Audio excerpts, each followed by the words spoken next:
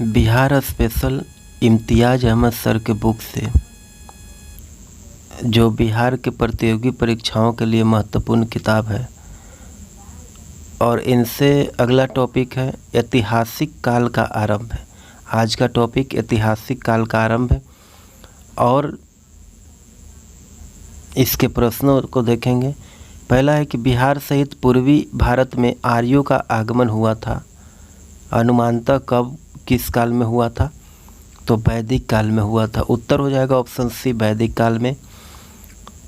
लगभग 800 ईसा पूर्व में आर्यों का आगमन हुआ था। अगला प्रश्न है कि बिहार सहित पूर्वी भारत में आर्यों के विस्तार में सहायक कौन था? अगला प्रश्न है कि बिहार सहित पूर्वी भारत में आर्यों के विस्तार में, पूर्वी भारत में आर्यों के विस्तार में सहायक था। तो क्या सहायक था? तो लोहे का उपयोग जो था वह सहायक था। अगला प्रश्न है कि श्रुति तथा किंवदंती के अनुसार महाभारत युद्ध के समय बिहार में कौन कौन से महाजनपद थे? तो ये महाजनपदों के बारे में पूछ रहा है कि महाभारत युद्ध के समय बिहार में कौन कौन से जनपद थे, मुख्य जनपदों के बारे में। तो इसका उत्तर हो जाएगा ऑप्शन सी, पहला मगध तथा विदेह और दूसरा अंग तथा लिच्छवी।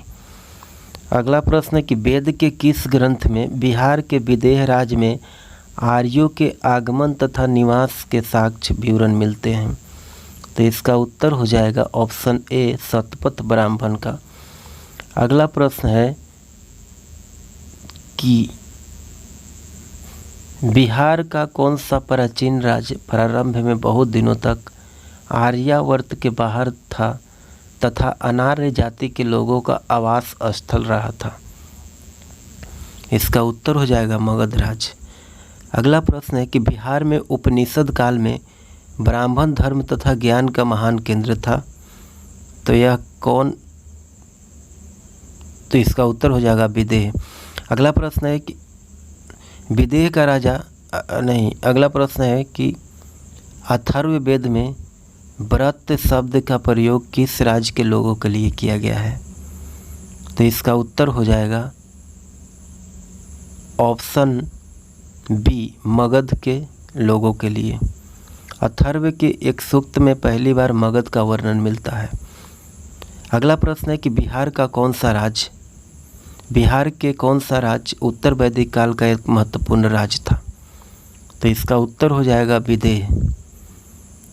अगला प्रश्न है कि बिहार के भौगोलिक क्षेत्र की चर्चा सर्वप्रथम किस साहित्यिक रचना से मिलती है? तो इसका उत्तर हो जाएगा ऑप्शन डी, शतपथ ब्राह्मण से मिलती है।